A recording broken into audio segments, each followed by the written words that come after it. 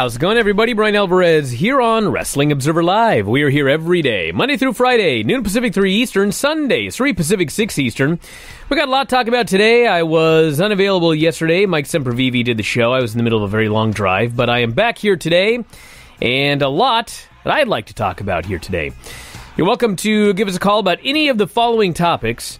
The ROH 17th anniversary show on Friday night. I very much liked this show. Thought it was a good show, some good matches, and we are going to give some spoilers for Madison Square Garden from the television tapings. One of the things we've been talking about a lot is there are a lot of fans that like Ring of Honor but don't watch the television show. And so as a result, we're just going to give some spoilers here. We'll give you a note beforehand in case you do watch the show and you don't want things spoiled, but they did the final television tapings prior to the Madison Square Garden show, and so we'll tell you what they have done based on some of the finishes on the pay-per-view. The time limit draw with Jay Lethal, Matt Taven, the Villain Enterprises victory over the Briscoes for the ROH Tag Team titles. We can talk all about that here tonight. The Dos Leyendas show we talked about with Dr. Lucha. Watch the main event of that show, best of 3 falls, hair versus hair match on Hell de Oro, Diablo Roja versus El Terrible and La Bestia, which had just the weirdest finish. I'll explain it here as we get going. Rey de Reyes 2019, the AAA show. All sorts of big things happen on that show, including the Young Bucks beating the Lucha Brothers to win the AAA World Tag Team titles. The Young Bucks, the current AAA Tag Team champions. My presumption is that they will defend the titles against the Lucha Brothers at the Double or Nothing show. Some people think it'll be a Triple Mania. It is AAA. God only knows how this is going to end up, but that happened on that show, and a number of other things as well, including a WWE executive working on the show. Yes, Jeff Jarrett worked the show. We also got a ton of news on all sorts of subjects, including a new entry into the WWE Hall of Fame. So, kicking it off after the break, stick around, Wrestling Observer Live. Back in the show, Brian Alvarez here, Wrestling Observer Live. Mike Sempervive, also of WrestlingObserver.com. Lots to talk about here today. Mike, what did you get into yesterday? ROH, CMLL, AAA? All of it. Oh. All of it. Pretty much. Did you actually get into all of it or no? I did. I really kind of touched on everything. I talked about the Young Bucks and Cody in AAA, and then obviously, the weekend being owned by the New Japan Cup, which is setting up what's going to happen in Madison Square Garden, and obviously the 17th anniversary show touched on that, and the development of the card at Madison Square Garden, which is rapidly running out of slots, although I will mention this because it's up on our site right now, because New Japan has announced one of the matches that was believed that could be on Madison Square Garden, the U.S. title match between Juice and Chase Owens. That is not going to take place there. That's going to take place on the finals of the New Japan Cup, which opens up Juice to team with Lifeblood or do something else on that show. All right, here to me are the best matches on the 17th anniversary show. Jeff Cobb, Shane Taylor. Thought that match was great. Jeff Cobb retained the television title. The Jay Lethal Matt Taven match. Apparently this was a very controversial match. It went 60 minutes to a draw, and I really liked it. I didn't think it went too long. I thought they did a very good job. I thought it was well-paced. Thought they did a great job making Matt Taven into somebody to that Ring of Honor audience that didn't seem to care one bit about this match going in. Thought they did a very good deal. And yes, spoiler everybody, spoiler alert for the ROH television taping. Shut the show off for 5 minutes if you don't want to hear about this. They did announce at the television tapings it is now going to be a 3-way ladder match for the ROH title on the show with Jay Lethal, Marty Scurll, and Matt Taven. 3-way ladder match for the title at Madison Square Garden. Rush beat Bandito, which I thought was a good match. I was shocked that Rush took so much of the match and beat the guy clean in the middle. I mean, Bandito was signed for a lot of money. And granted, when you put those two guys in there, I guess unless you can do a screw job finish, somebody's got to lose. But, I mean, this was a total showcase match for Rush. And Bandito looked good, everything he did, but that was a little bit surprising. And then Villain Enterprises, Brody King and PCO beat the Briscoes to win the tag team titles. That means the Briscoes are no longer in the champion versus champion match at Madison Square Garden. It is now Brody King and PCO at Madison Square Garden. If I would have said to Brody King at a Defy show like 3 months ago, do you know that over WrestleMania weekend you will be in one of the top matches in Madison Square Garden? He would have told me I was out of my mind. But there he is, Brody King and PCO, champion versus champion match. Pierre the Quebecer on top of it, if you think about that. That's amazing. Well, he's amazing. been in a Madison Square Garden main event. Granted, a house show with Bret Hart. Oh, yeah, no, I mean more from the aspect there. of, hey, Brody, not only are you going to be at MSG, you're going to be out there with one of the fabulous French Canadians. Yes, and then on the television tapings, Villain Enterprises won the six-man tag team titles, so they're getting the mega push. Brody King, PCO, and Marty Scurll are the six-man champs now. Marty Scurll probably on his way out at some point, but for the time being, I guess it's like WWE. Let's just go all the way with these guys. Maybe we could talk Marty into staying. Don't think it's going to happen, but you never know. So those are the big matches and stories coming out of that show. And then, as it regards AEW, at the AAA show, a lot of things happen, to put it that way. The Young Bucks, well, first, the Lucha Brothers won the AAA World Tag Team titles. They beat Rey Scorpion and Tejano Jr., and then out come the Young Bucks, and the Young Bucks challenged the Lucha Brothers. And the AAA audience didn't react to the Young Bucks the way that a lot of places, most places, pretty much everywhere would react to the Young Bucks. But they went in there, they kind of got the crowd into the match, and the Young Bucks won. So, obviously, it's the Young Bucks and the Lucha Brothers at Double or Nothing. And I guess the question is the Double or Nothing match going to be the big rematch? Is the big rematch going to be at Triple Mania? What are they doing here with these guys? It's AAA, I don't know if they know, because on this same show, they did an angle with Conan and Cody, where Conan was anti-AEW, and then, about an hour later, Conan is basically there siding with the Young Bucks. So, explain that to me, everybody. We also had the big match where, in fact, Jeff Jarrett, a WWE executive now, worked a steel cage six-man tag team match. He was out first. They got him the hell out of there quick. He showed up and got out. But he did take a chop from Super Porky. So I'm sure that was at least, one... Another former WWE superstar. That's right. One dream accomplished there for Jeff Jarrett. And I guess the Rey de Reyes match was great. A lot of people raved about that match. Aerostar won that match. And those were the top AAA matches. And then for the CMLL show, main event was Hair versus Hair, a match that Steve Sims hoped would die at the box office, so they didn't do matches like this again. But apparently it didn't die at the box office. It did all right. The Angel de Oro, Niebla Roja versus El Terrible and La Bestia del Ring match. And some people hated this match. I thought it was fine. It wasn't like a great match or anything like that. But the pretty young baby faces won. They beat the ugly old guys in the hair match. And the notable thing is, in the final fall, when it finally came down to one-on-one, El Terrible, I don't even know what he did. He just flew outside, and all of a sudden he starts grabbing his shoulder.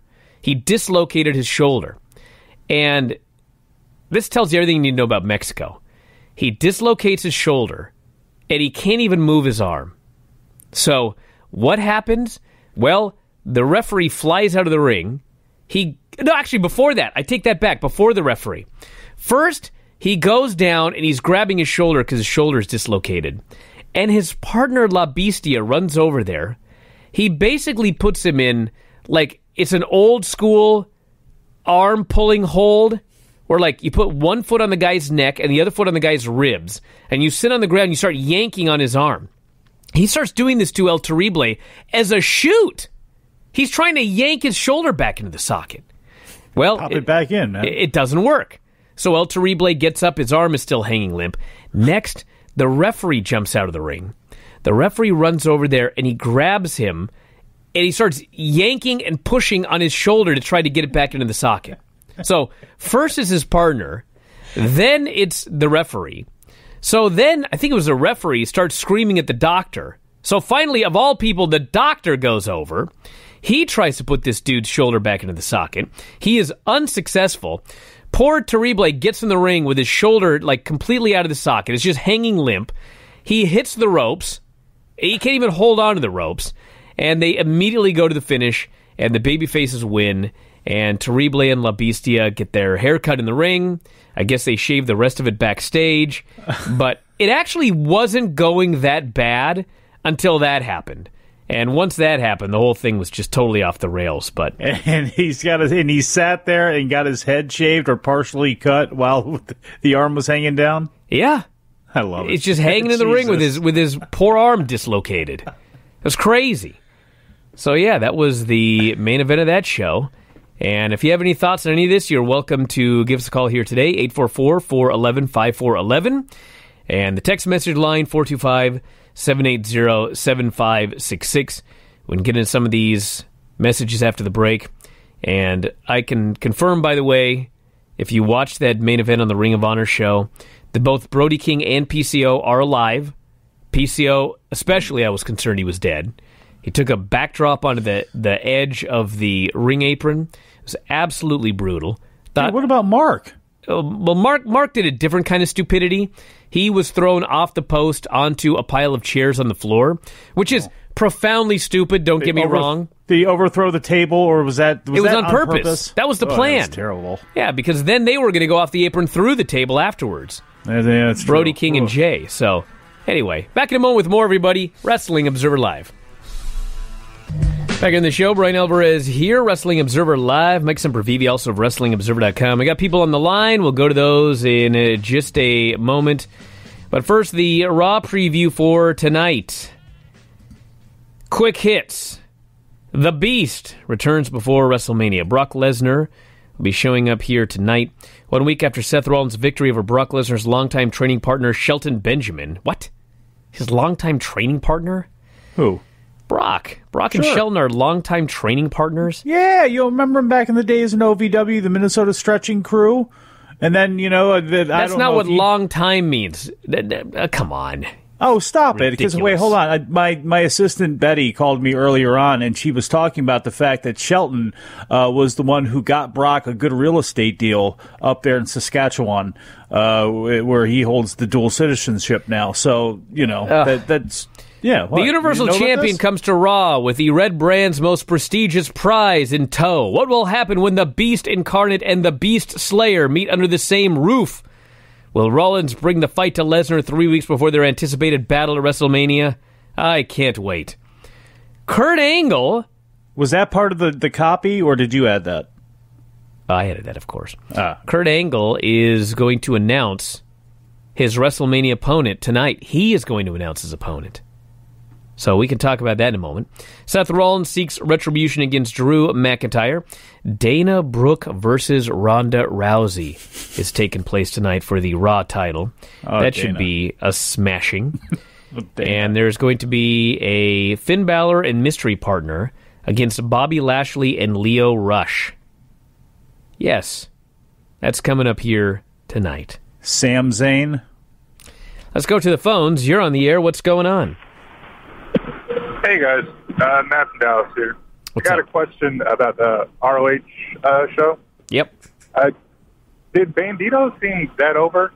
Like, did he get a big pop? I haven't seen it yet. Well, here's the thing. I mentioned this last night on the Brian and Vinny show. I've been watching a lot of shows on my iPad lately because I think the video quality is just awesome.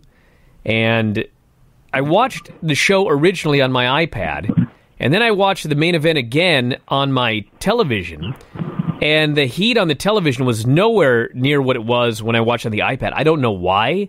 I can't explain it. But watching on television, the crowd was not hot for a lot of stuff. And it's like that a lot for Ring of Honor shows, especially at Sam's Town. I'm sure part of it is miking.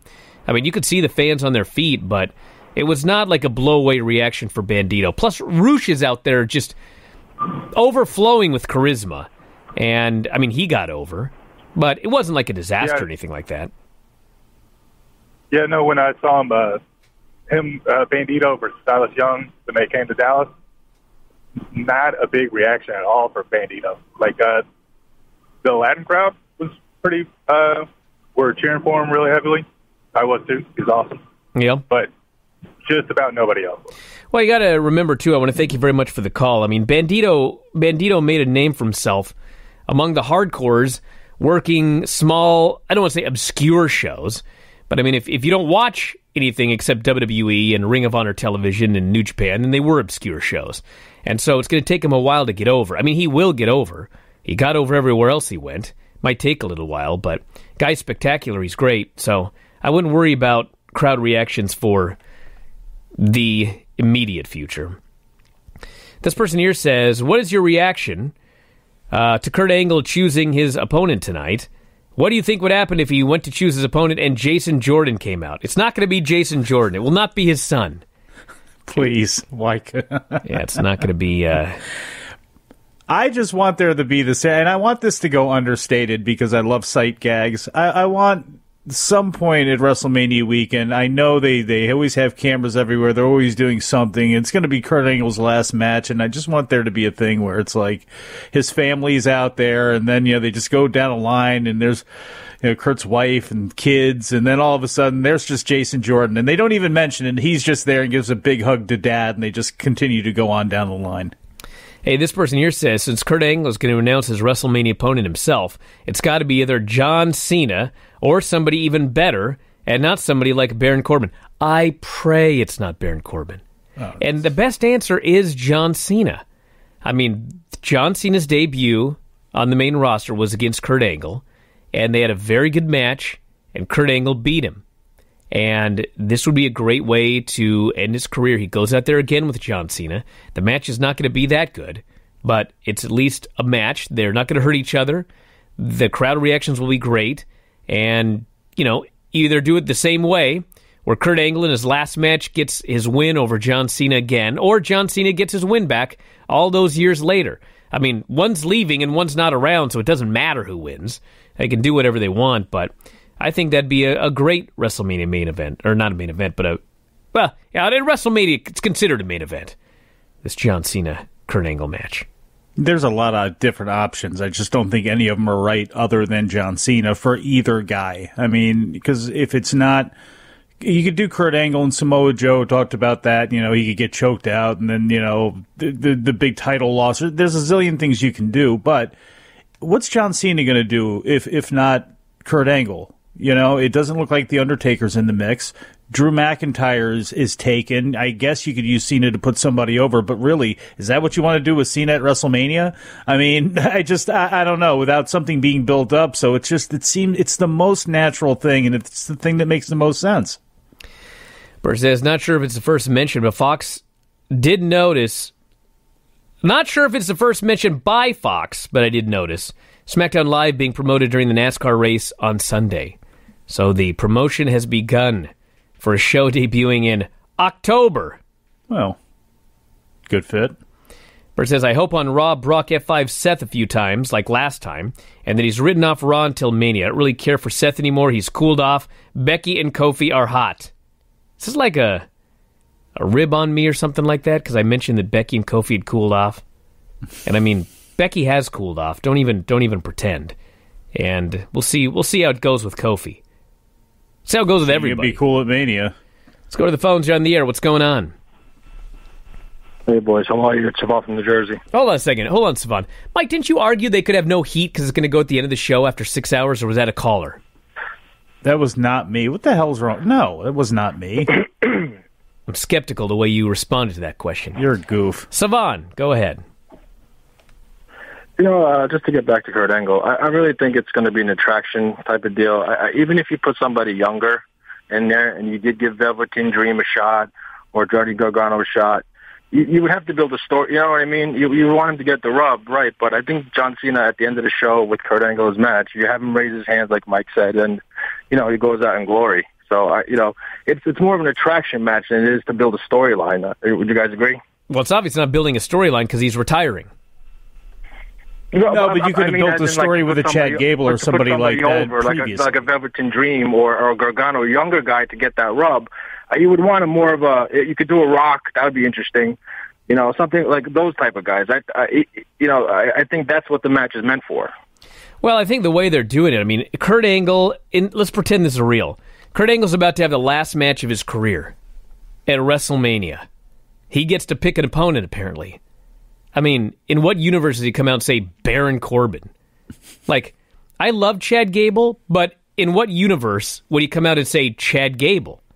Like, it's got to be a John Cena, like Savon said, a John Cena, a Rock, an Undertaker, a Samoa Joe, somebody from his past, Dixie Carter. This is going to work out with John Cena, and perfect, good. I'm happy it does, but it is kind of depressing that they could not have done something and had a concrete plan, because they just don't have concrete plans, and built to something where you could have done that with somebody. And I guess that may have been the intention at the start when Drew McIntyre annihilated him and then Baron Corbin did, that maybe we were going to get a Kurt Angle redemption story and building towards WrestleMania, but we never got that, and that's actually disappointing, because you could have done something with somebody other than John Cena.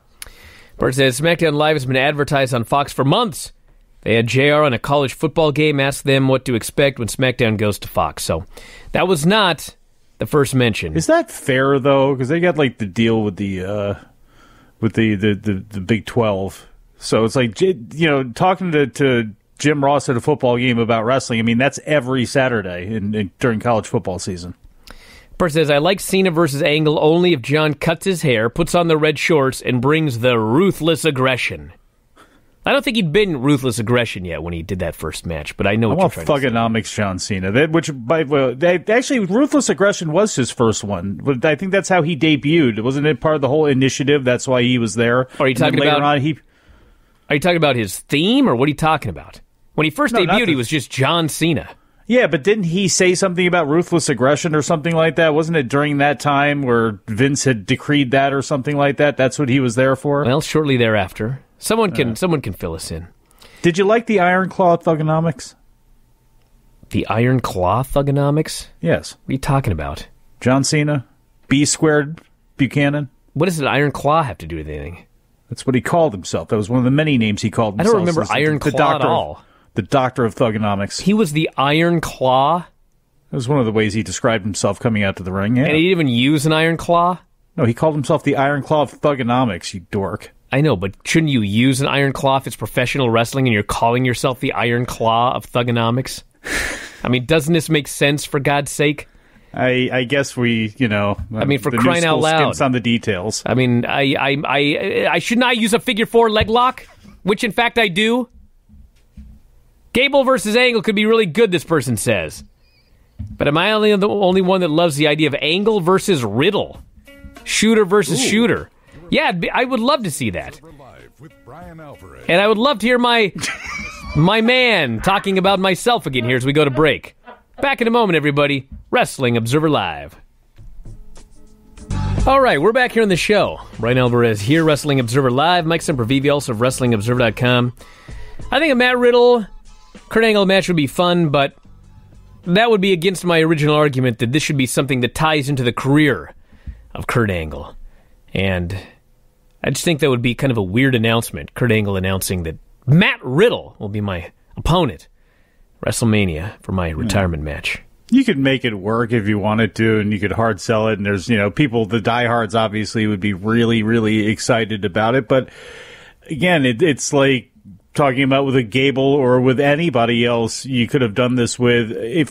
That would have been something that you would have wanted to build up to, and you lose something not building up to it. You could still do that story with a Shelton Benjamin or somebody else on that roster, a Chad Gable, whoever, and Matt Riddle. You could still go ahead and tell that story. Why waste it now, again, when you have John Cena and Kurt Angle just sitting there and you haven't built towards it? Just got a note here today that RF Video has got a new shoot interview that has been released today. Do you know who it is with? Don't care, but go ahead.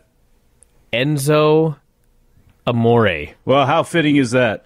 Can you imagine? Let's keep it moving. Can you imagine? Not gonna.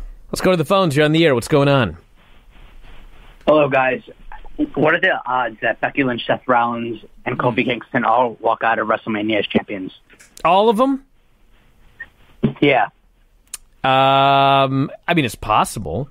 If you ask me, the one that's unlikely to walk out as the champion is Kofi. And maybe Seth as well, but I think they could all walk out as champion. I think Becky for sure is walking out as champion. You hear me? I say for sure. Brock and Seth, God only knows. Brock could sign a new deal, and just the wheel just keeps on spinning till Roman Reigns beats Brock for the 95th time to be crowned for the 18th time. And the only reason I say Kofi may not win is because I can see them extending this to the next several pay-per-views before Kofi gets the big win.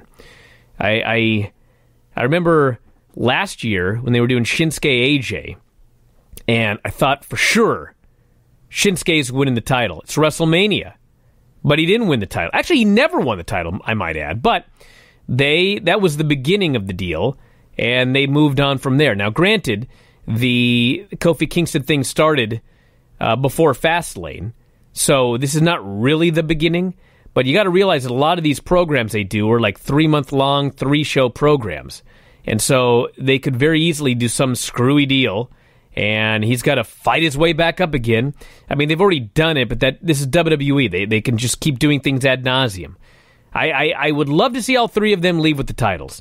It just seems like that's too much of a happy ending for WWE. They got to get heat somewhere. So I picture one or more of them not leaving as champion.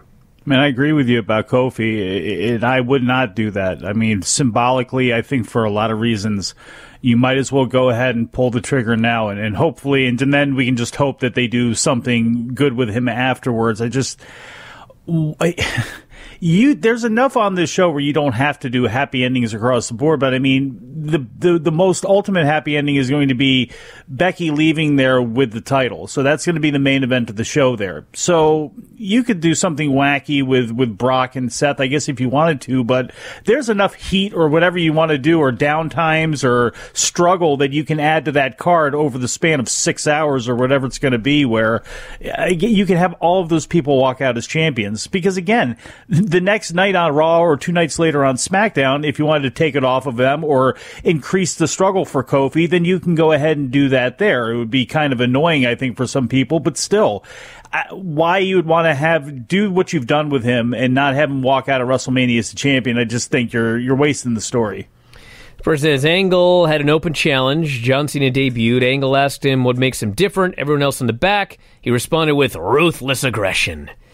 So there you go. Ruthless aggression, very first match. Now, someone tell me about the Iron Claw. Jesus.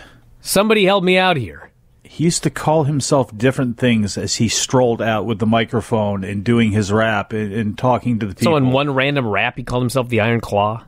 What are you rhyming with? Really, you took this and ran with it way too much. He's a big draw? Can you get back on the road again? Come on, I'm trying to do a freestyle here. Go ahead. You got hot bars? Spit your 16. I just said I'm the Iron Claw. Get one of the beats out there. And I'm the only draw in the next 16 years. Let's go to the phones. You're on the air. What's up? Hey, Brian. Hey, Mike. It's Brady. And I'm going to tilt the show on its head because y'all are talking about things that don't matter, like WWE. Your phone is tilting the show on the head. Can you stay close to it? Wait, what? Dude, I can barely hear you. You're going in and out on your phone. How about this? Is this better? There you go. Now tell me what you want to say. There we go. All right. So you're talking about things that don't matter, like WWE booking, when we should be talking about cool things like the AAA show that happened the same night as the Ring of Honor show on Saturday. You said on the Brian and Vinny show, which you can listen to, and I recommend on f4wonline.com, that PCO taking a lame ramp bump was the craziest thing that you've seen. No, I didn't say that. We weren't talking about the ramp bump. We were talking about the backdrop onto the corner of the barricade. Well, I've seen that match, and I can tell you that there were 3 things in AAA that happened that were crazier than that, and all occurred in the same match. There was a 6-man tag with... Let's see. Oh my God! Hey! Let me help you out, Brady. Send me an email or a text, for crying out loud. That was infuriating. That phone. Am I the only one? And does he not know that we talked about AAA at the beginning of this show? He acted like we didn't even talk about it at all. Maybe his phone faded out.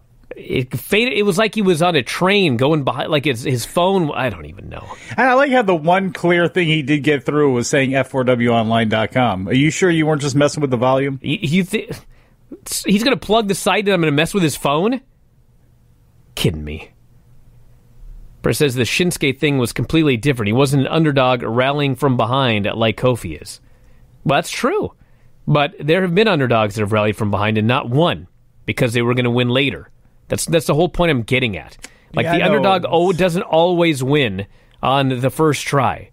Sometimes this company makes them lose and lose and lose and lose and lose and lose and lose. Then you're sick of them, then they win.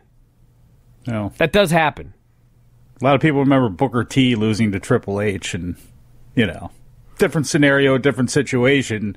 Still the same wound, and why some people are looking at this a little bit with their head tilted and wondering, okay, what are you going to do here? You got a chance to do something here. You got a chance to take care of something that was organically built by the fans and somehow took off, and are you going to pay it off at the grandest stage? Would be a good idea, too. I don't know. That's what I think. I think a lot of other people think that, too, and I think by extending it out, what do you do? What do you prove? How does this help? I mean, it fills another spot on a show, I guess, but I mean, it doesn't mean anything. You can have Kofi defend that title or go through some sort of strife after the pay-per-view. That's fine. But I mean, again, symbolically, it's just like Becky Lynch and the women closing the show. I think it would be a very prudent thing to do. So, AJ Styles on Twitter just announced, I have signed a new contract with the WWE. So there you go. He is not leaving, not going to AEW. He is sticking around. Also, for the first time, what the Ultimate Warrior wanted is actually happening. A longtime WWE employee will be receiving the Warrior Award at this year's Hall of Fame ceremony. Sue Aitchison is the winner of this year's Warrior Award. The award, quote, is presented to an individual who has exhibited unwavering strength and perseverance and who lives life with the courage and compassion that embodies the indomitable spirit of the Ultimate Warrior. That's what WWE created. Warrior just said there should be an award for people that work for this company that nobody ever hears about, that they've worked their ass off for years and they deserve it. Aitchison has worked for WWE for more than 30 years, is the company's director of community relations. WWE notes she's credited with spearheading their community outreach programs, including their relationship with the Make-A-Wish Foundation. She was honored with Make-A-Wish's Chris Gracious Celebrity Award in 2006. I am so humbled, she said. Just thinking about this honor is emotional. Giving back is part of WWE's philosophy.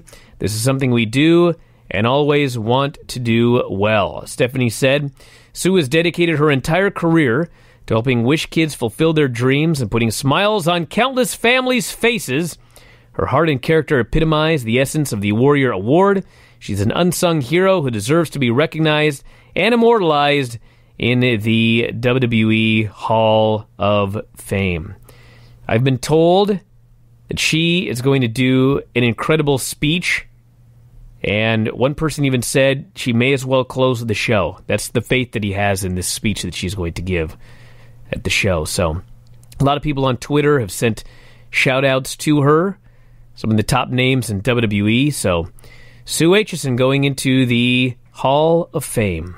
More great symbolism right there. I mean, that, I know, just like any other corporation or anybody that talks about charity work, it can make you cringe.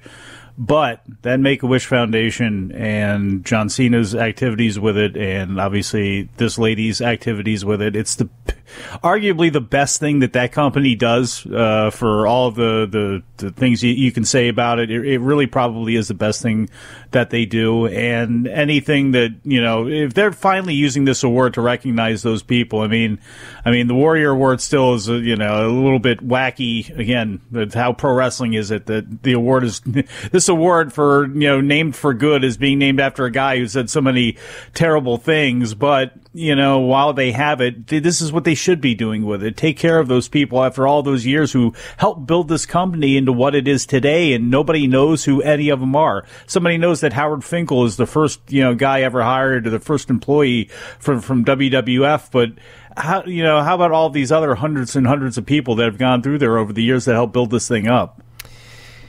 All right, this person here says, do you think AJ will be fined an undisclosed amount for saying the WWE in his tweet? Could be. That's against the rules. It is WWE, not the WWE. This person here says, been a subscriber since the Black Friday deal. Best purchase I've ever made. Keep up the good work. I think that Iron Claw is referring to John's old iron chain with the lock on it that he would use to cheat when he was a heel. I also think he used it a few times when he's a babyface to even the odds. Oh, back in the day when heels did heelish things and babyfaces did not. Person says, oh man, all these Iron Claw things here. Has Vince given up on EC3? Saw a dirt cheat report that he's not high on him. Watch the show. I mean, that's all you need to know, dude. Like, he's never used, and he's getting beaten repeatedly on main event. Which, by the way, after Tyler Breeze beat EC3, Tyler Breeze then sent out a tweet saying something like, I love the fact that losing to me is now as low as you can go in WWE. Poor guy. I like Tyler Breeze. Well. Person says, there's no question Becky is cooled off. She gets much less of a reaction and only got into the match after Ronda forced her in with a DQ. Yeah, that was a bad storyline twist there. Horrible. All right, back in a moment with more Wrestling Observer Live.